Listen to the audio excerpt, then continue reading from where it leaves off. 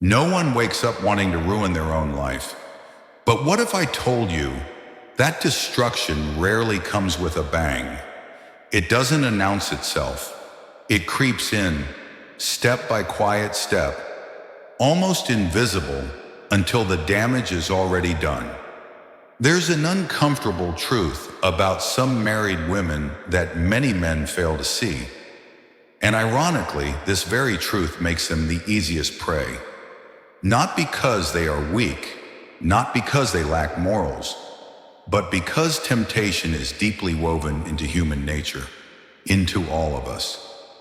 No one plans to betray the vows they made, the family they built, or the identity they cherished.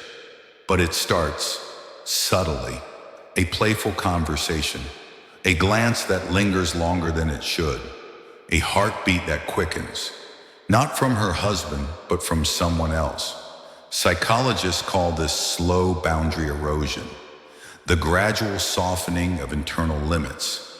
One thought, one message, one moment at a time, until one day she looks in the mirror and barely recognizes herself.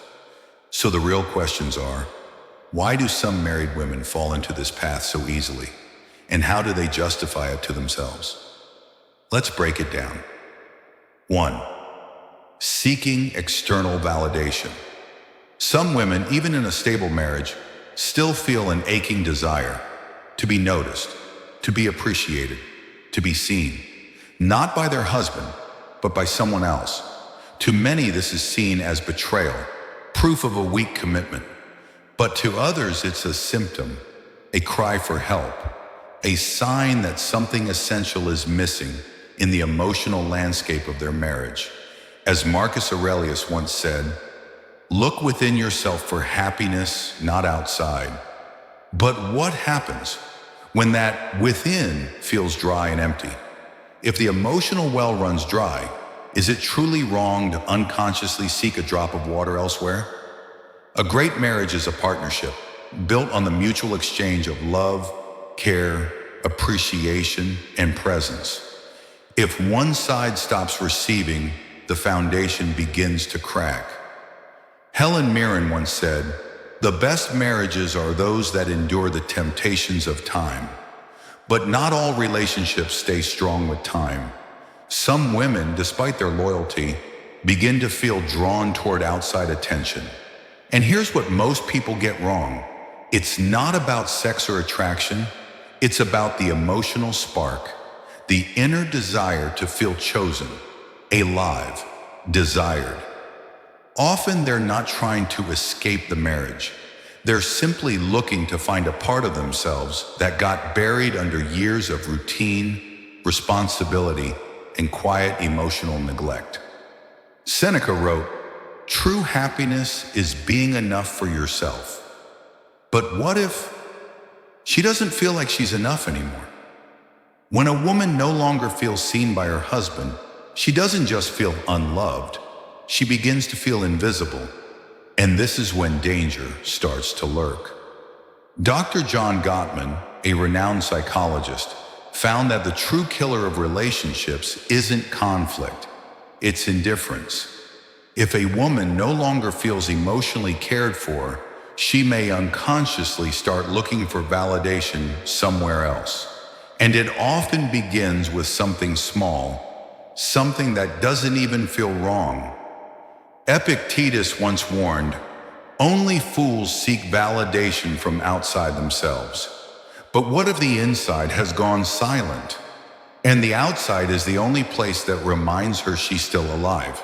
Humans are wired to avoid loneliness, even if it means slowly losing themselves in the process. As Mitch Albom once wrote, a compliment from a stranger, a conversation with someone who truly listens. One moment of feeling attractive again, it can feel like oxygen after years of emotional suffocation. Marriage offers comfort and stability, but the dark side of stability, it often kills passion. Psychologists call this the Coolidge effect. Our brains are wired to respond to novelty, to surprise, to the unknown. So if every day of marriage feels like a carbon copy of the last, then one spark of something new, even a look, can feel electric. It's not about not loving her husband. It's about missing the feeling of being desired. F. Scott Fitzgerald captured it perfectly. A woman feels most powerful when she is pursued, when she is someone's desire. It reminds her of a version of herself that felt alive, confident, radiant, effortlessly attractive. And even if she has no intention of going too far, she may start walking toward that attention, simply because in that moment she feels like herself again. 2. The loss of social identity. There's another silent force at play, one that few people talk about. After marriage, many women slowly stop being individuals. They become someone's wife, someone's mother, someone's caretaker. Before marriage, she was her own person, with dreams, hobbies, a name that stood on its own. After marriage, her identity is redefined by the roles she serves in others' lives. Yes, these roles are beautiful, but they can also be limiting. And when she can no longer hear her own voice above the noise of expectations, she begins to seek out anything that reminds her, I am still me. Sometimes that reminder comes through attention from someone else. So, is seeking validation outside of marriage a moral failure? Stoicism teaches us to find peace within, but it also reminds us, don't judge too quickly. As Epictetus wrote, we cannot control what happens to us, but we can control how we respond. Maybe before condemning, we need to ask the real questions. Does she feel loved in her marriage? Does she feel seen, respected, appreciated? If not, then maybe it's not her feelings that need to be fixed. Maybe it's the connection that needs to be rebuilt. 3. The game of justification. And here's where it gets dangerous. The heart makes a decision, and the mind, clever as ever, finds a way to justify it. No one wakes up and says, today I'll betray my marriage. That's not how it happens. Betrayal is not a bomb. It's a drip, a slow erosion, one harmless excuse at a time. If it's just a conversation, it's fine. I'm not doing anything physical. I'm just enjoying the moment. But every excuse is like a small crack in the dam, and with time, those cracks begin to widen. Epictetus said, if a man begins doing wrong, he will find justification for it. And this is where Stoic wisdom meets psychological truth. Because when something feels good, but clashes with our values, the mind bridges the gap. Psychologists call this cognitive dissonance. We deceive ourselves not because we're evil, but because it's easier to rationalize than to face discomfort. In the previous part, we explored how emotional disconnection can lead a woman to seek fulfillment elsewhere. But what's even more dangerous is what happens inside her own mind, when she begins to justify what her heart has already chosen. When our actions start to contradict our inner values, psychological tension begins to build. Richard Feynman once said, the easiest person to fool is yourself. And when that inner tension becomes too heavy to bear, the mind bends reality to protect itself. A once faithful woman may now find herself playing mental tricks. She downplays her actions.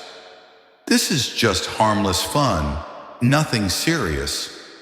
She shifts the blame. If my husband paid more attention to me, I wouldn't need this validation. She compartmentalizes the behavior. This has nothing to do with my marriage. This is just something personal for me. But the more she justifies it, the further she's willing to go.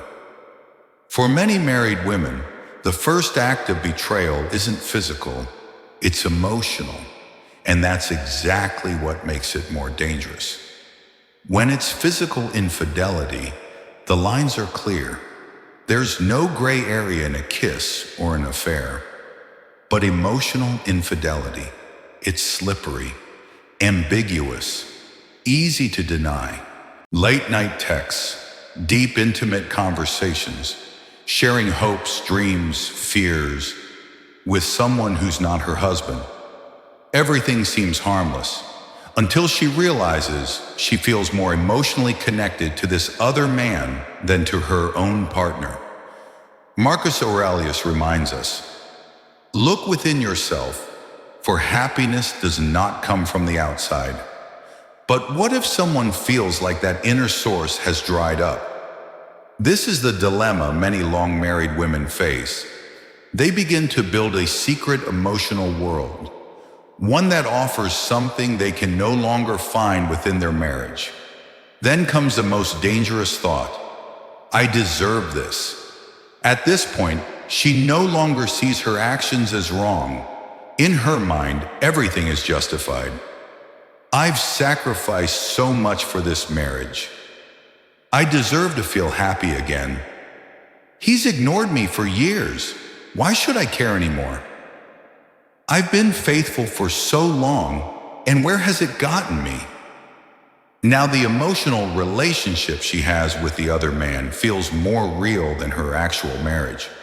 Her mind has convinced her that crossing the line isn't betrayal, it's justice. And once someone believes that their actions are justified, nothing can stop them. 4. The brain's role in rationalizing pleasure.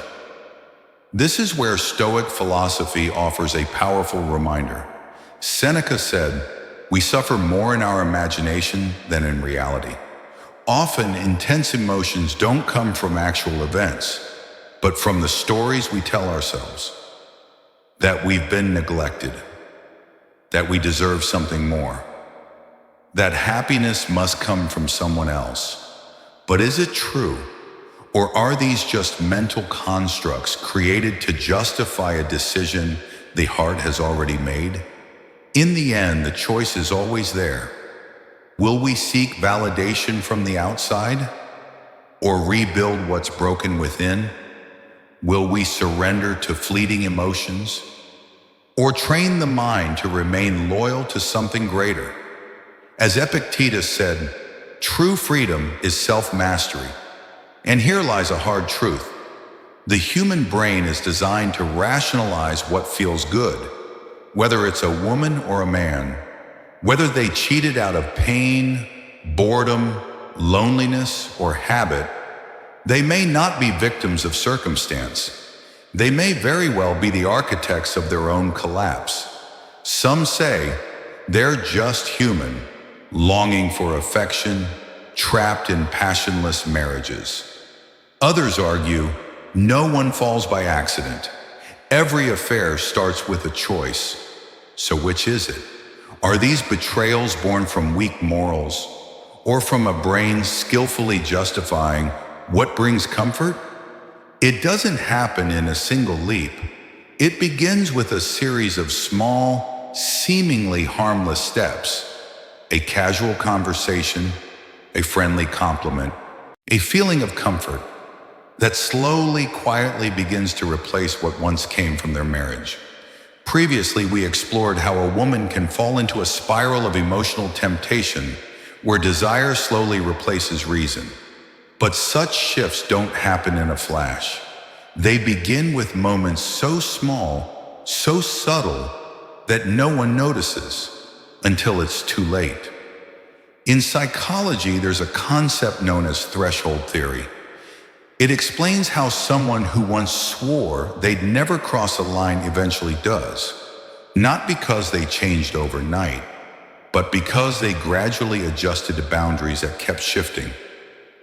The first step is always the hardest. That first message she knows she shouldn't send. The first coffee meetup, just as friends, she tells herself. The first touch, that lingers just a second too long. But once that line is crossed, the next steps become so much easier. Aristotle once said, "We are what we repeatedly do." And that's exactly where the real danger begins. The normalization of wrongdoing. At first, the lie feels heavy. Her heart skips a beat when her husband asks, "Who are you texting?" There's guilt, fear of being discovered. But the human brain is incredibly adaptive. After a few lies, guilt no longer warns. It becomes a method. Lying is no longer a burden. It becomes routine, a part of life. And even now, she tells herself, I can stop whenever I want. But can she really? Research shows that emotional and sexual attraction can activate the same addictive pathways in the brain as drugs. The dopamine hits she gets from this new connection bring an overwhelming euphoria, a thrill she didn't even realize she had been missing.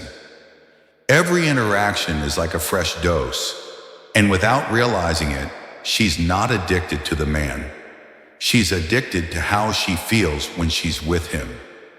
Seneca warned us, uncontrolled desire will only seek more.